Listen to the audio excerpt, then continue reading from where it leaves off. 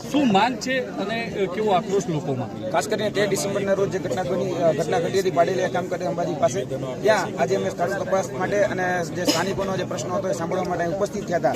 જે કુવાની વાત કરવામાં હતી એ કુવાનું પણ અમે કહી શકાય કે સ્થળ તપાસ કરી છે. ત્યાંના જે સ્થાનિકો છે સ્થાનિકો સાથે પણ ચર્ચા કરી છે અને મૂળ વાત જે અમારા સામે આવી છે એ બહુ સ્પષ્ટ કરે છે કે તાલી એક હાથે નથી વાગી, તાલી બે હાથે વાગી છે. અને જે દેખાડવામાં દ્રશ્ય આવી રહ્યું છે એ એક જ દ્રશ્ય દેખાડવામાં આવ્યું છે, પડદા પાછળનું દ્રશ્ય કંઈક અલગ જ છે. જોવા જઈએ તો આદિવાસી સમાજ એ ખૂબ સંવેદનશીલ સમાજ છે, ખૂબ લાગણીશીલ સમાજ છે. એને ઉશ્કેરવામાં આવ્યો છે, એને ક્યાંક ને ક્યાંક ભડકાવવામાં આવ્યો છે, ભટકાવવામાં આવ્યો છે અને એના જોવા જઈએ તો એના જે અધિકારો છે, એના હક જે છે એની ઉપર ક્યાંક ને ક્યાંક તડાપ મારવામાં આવી.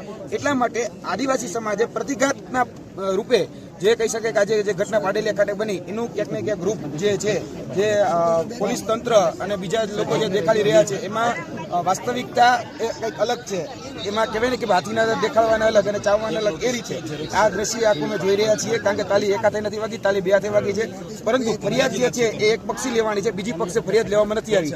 અમે આ માધ્યમથી સરકારશ્રીને કહેવા માંગીએ છીએ કે તમે જે રીતે પોલીસ તંત્રની ફરિયાદ લીધી છે તો એ રીતે આદિવાસી સમાજ અને પાડેલિયા ગામની જે ઘટના છે એની પણ ફરિયાદ લેવામાં આવે. કારણ કે એ લોકો પણ પીડિત છે, એની પણ સાર સંભાળ લેવામાં આવે. હજી સુધી જે મંત્રીઓ, તંત્રીઓ, સંત્રીઓ જે મુલાકાત રહ્યા છે એ પોલીસ અધિકારીઓ અને જે કહી શકાય કે વનરક્ષકના જે મિત્રો છે એની પૂછપરછ કરી રહ્યા છે. કેમ ભાઈ આદિવાસી સમાજની પૂછપરછ કરવામાં નથી, કેમ ભાઈ આદિવાસી સમાજની કહી શકાય કે ખેર લેવામાં નથી આવતી.